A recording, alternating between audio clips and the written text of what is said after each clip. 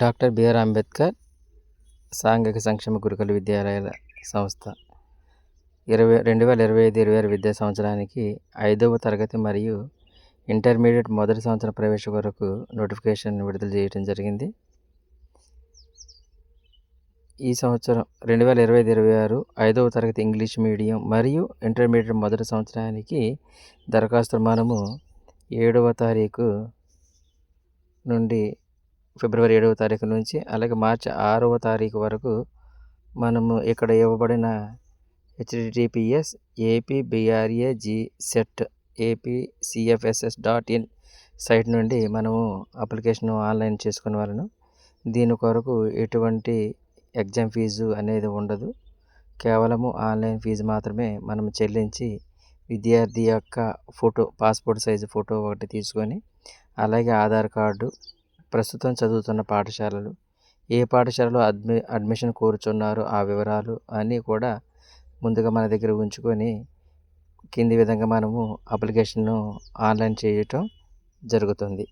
ముందుగా గూగుల్లో APBRAGPSET అని టైప్ చేయవలను.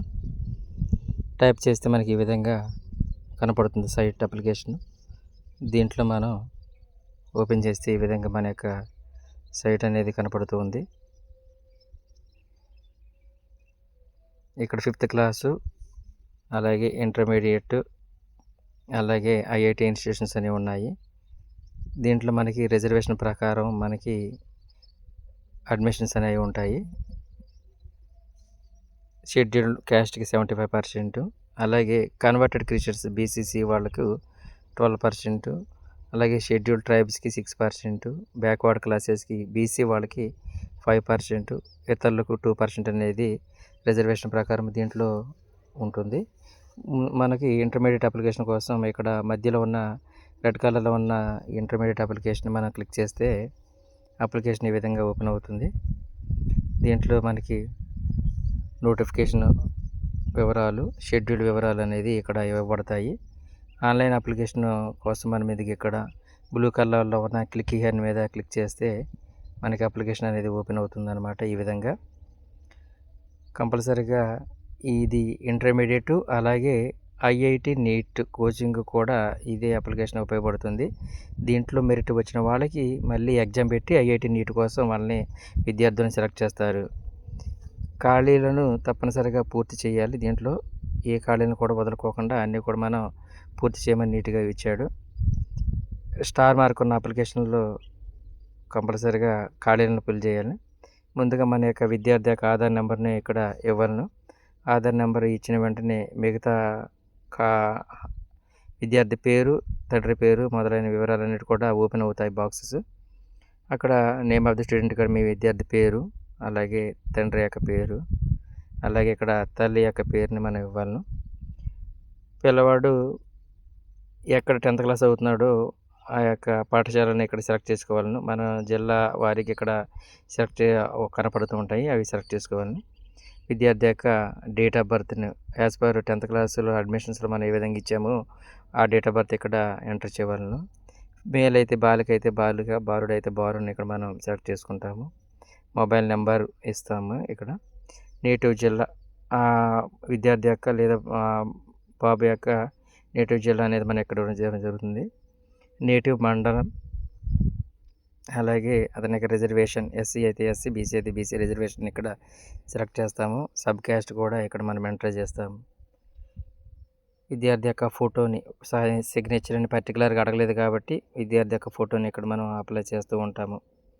తర్వాత అతని యొక్క అడ్రస్, ప్రజెంట్ అడ్రస్ లేదా కరస్పాండెన్స్ అడ్రస్ అనేది మనం ఆ డిస్టిక్ని సెలెక్ట్ చేసి మండలము, అలాగే విలేజ్, అలాగే డోర్ నెంబర్ని ఇక్కడ స్ట్రీట్ నెంబర్ ఇచ్చి మనం అడ్రస్ని ఇక్కడ సబ్మిట్ చేస్తాము. స్పెషల్ రిజర్వేషన్స్ ఏమన్నా ఉంటే అంటే ఆదాయము 1,00,000 కన్నా తక్కువగా ఉంటే ఎస్ అని మనం సెలెక్ట్ చేయవలను. అలాగే ఒకవేళ వాళ్ళు అనాథ పిల్లలు అయితే విద్యార్థులు కనుక ఎస్ సెలెక్ట్ చేయవలను. అలాగే స్పోర్ట్స్ కోటా ఏమైనా ఉంటే అంటే వాళ్ళు నేషనల్, స్టేట్లో ఏమన్నా గేమ్స్లో పార్టిసిపేట్ చేసి ఉంటే ఎస్ ఇవ్వవలను. అలాగే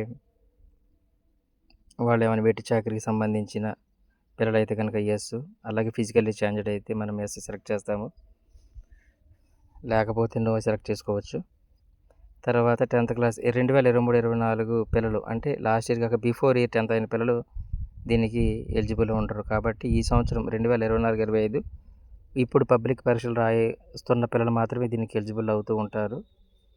ఆ పిల్లల యొక్క వివరాలు, డిస్టిక్ ఎక్కడైతే 10th క్లాసు చదువుతున్నారో ఆ జిల్లా మరియు ఆ మండలము, వాళ్ళు ఇంగ్లీష్ మీడియం అయితే ఇంగ్లీష్ మీడియం, తెలుగు మీడియం అయితే తెలుగు మీడియం సెలెక్ట్ చేసుకోవాలను.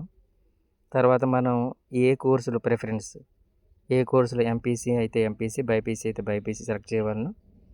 టోటల్గా ఏ కోర్సులో 2 లేదా 3 పాఠశాలైనా సరే మనం ఇక్కడ ఎంచుకొనవచ్చును. అభ్యర్థి ఎక్కడైతే చదువుకుంటున్నాడో ఆ జిల్లాని ఇక్కడ మనం సెలెక్ట్ చేయవలను. తర్వాత ఎగ్జామినేషన్ సెంటర్, మనకి కావాల్సిన ఎగ్జామినేషన్ సెంటర్ని ఇక్కడ మనం సెలెక్ట్ చేసుకుంటాము. ఏ జిల్లా అయినా పర్లేదు, మీకు దగ్గరలో ఉన్న జిల్లా లేదా ఆ సెంటర్ని సెలెక్ట్ చేయడం కోసము ఆ జిల్లాని సెలెక్ట్ చేయవచ్చు. అలాగే ఎగ్జామినేషన్ సెంటర్ని ఇక్కడ సెలెక్ట్ చేస్తూ ఉంటాము.